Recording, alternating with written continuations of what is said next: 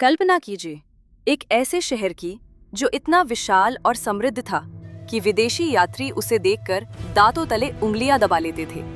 एक ऐसा साम्राज्य जिसके बाजारों में सब्जियों की तरह सड़कों पर खुलेआम हीरे, पन्ने, मोती और सोना तौलकर बेचा जाता था। हम बात कर रहे हैं मध्यकालीन भारत के सबसे महान और शक्तिशाली हिंदू साम्राज्य की, विजयनगर साम्राज्य। लेकिन फिर एक दिन ऐसा आया जब इस अजेय शहर की सड़कों पर खून की नदियां बह गईं। जो मंदिर आसमान चूमते थे, उन्हें मिट्टी में मिला दिया गया। आखिर ऐसा क्या हुआ कि भारत का सबसे अमीर शहर रातों रात राख के ढेर में बदल गया? कैसे अपनों के ही एक धोखे ने इतने महान साम्राज्य का हमेशा के लिए अंत कर दिया? आज की इस वीडियो में हम आपको ले चलेंगे 1565 के उस खौफनाक दिन में, जिसे इतिहास तालीकोटा के युद्ध के नाम से जानता है। 16वीं शताब्दी का मध्य विजयनगर साम्राज्य अपने चरम पर था। उस समय गद्दी पर बैठे थे नाम मात्र के राजा सदाशिव राय, लेकिन साम्राज्य की असली कमान उनके चतुर और शक्तिशाली मंत्री आलिया राम राय के हाथों में थी। राम राय 80 वर्ष के एक अनुभवी और निडर योद्धा थे, लेकिन उनकी सबसे बड़ी ताकत उनकी कूटनीति थी। विजयनगर के उत्तर में 5 दक्कन सल्तनतें थीं: बीजापुर, अहमदनगर, गोलकुंडा, बीदर और बरार। रामराय ने अपनी गद्दी को सुरक्षित रखने के लिए बांटो और राज करो की नीति अपनाई। वे इन सुल्तानों को एक दूसरे के खिलाफ भड़काते और आपस में ही उलझाए रखते थे। लगभग 20 सालों तक यह नीति बेहद सफल रही और विजयनगर और भी अमीर होता गया। दक्कन के सुल्तानों को धीरे धीरे समझ आ गया कि जब तक वे आपस में लड़ते रहेंगे, विजयनगर उन पर हावी रहेगा। अपने आपसी मतभेदों को भुलाकर उन्होंने विजयनगर को हमेशा के लिए मिटाने की कसम खाई। बरार को छोड़कर, जिसकी गोलकुंडा से पुरानी दुश्मनी थी, बाकी 4 सल्तनतों अहमदनगर, बीजापुर, गोलकुंडा और बीदर ने एक महासंघ बना लिया। इन संयुक्त सेनाओं ने विजयनगर से कुछ किलों की मांग की, जिसे राम राय ने ठुकरा दिया। अब युद्ध टल नहीं सकता था। जनवरी 1565 में सुल्तानों की संयुक्त सेना विजयनगर की ओर बढ़ चली। तारीख थी 23 जनवरी 1565। कृष्णा नदी के किनारे राक्षसी और तंगड़ी गांवों के पास वो मैदान सजा जो इतिहास का रुख बदलने वाला था। इसे तालीकोटा का युद्ध या बन्नीहट्टी का युद्ध कहा जाता है। एक तरफ विजयनगर की विशाल सेना थी, जिसमें लाखों पैदल सैनिक और हजारों हाथियों का बल था। वहीं दूसरी तरफ मुस्लिम सुल्तानों की सेना थी, जो भले ही गिनती में कम थी, लेकिन उनके पास आधुनिक तोपखाने और बेहद कुशल घुड़सवार थे। युद्ध शुरू हुआ।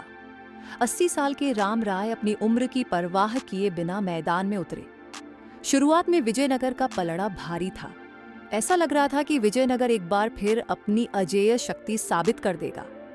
सुल्तानों की सेनाएं घबराने लगी थीं, लेकिन तभी युद्ध भूमि पर वो हुआ जिसकी किसी ने कल्पना भी नहीं की थी। राम राय की सेना में 2 उच्च पदस्थ मुस्लिम सेनापति थे, मल्लू गिलानी और मोहम्मद गिलानी, जिन पर राम राय ने सबसे ज्यादा भरोसा किया था और सेना की महत्वपूर्ण टुकड़ियों का नेतृत्व सौंपा था।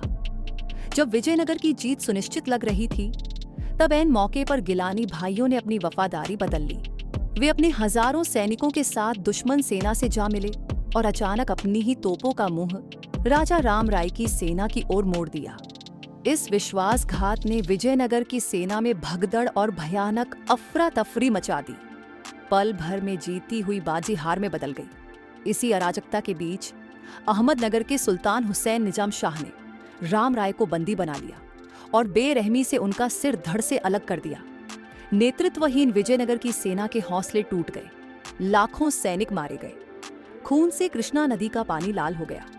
राम राय की मौत के बाद उनके भाई तिरुमल ने सेना को फिर से संगठित करने के बजाय खजाना और शाही परिवार को लेकर राजधानी से भागने का फैसला किया।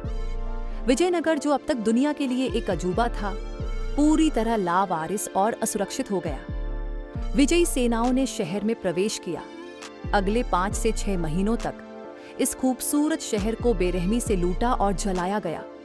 इतालवी यात्री सीजर फ्रेडरिक ने जब बाद में यहाँ का दौरा किया, तो उसने लिखा कि मंदिरों को तोड़ दिया गया, महलों को राख कर दिया गया और मूर्तियों को खंडित कर दिया गया। विठल स्वामी मंदिर के भव्य भवनों को भयंकर आग के हवाले कर दिया गया। जो शहर कभी अपनी दौलत से जगमगाता था, वो अब सिर्फ खंडहरों का एक भूतिया शहर बन चुका था। इसके साथ ही दक्षिण भारत के अंतिम महान हिंदू साम्राज्य का अंत हो गया।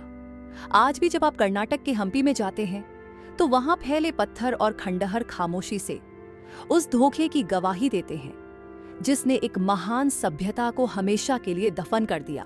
तालीकोटा का युद्ध हमें सिखाता है कि बाहरी दुश्मनों से ज्यादा खतरनाक वो अपने होते हैं जो पीठ पर वार करते हैं। आपको क्या लगता है, अगर राम राय के सेनापतियों ने धोखा न दिया होता तो भारत का इतिहास आज कैसा होता? हमें कमेंट्स में जरूर बताएं।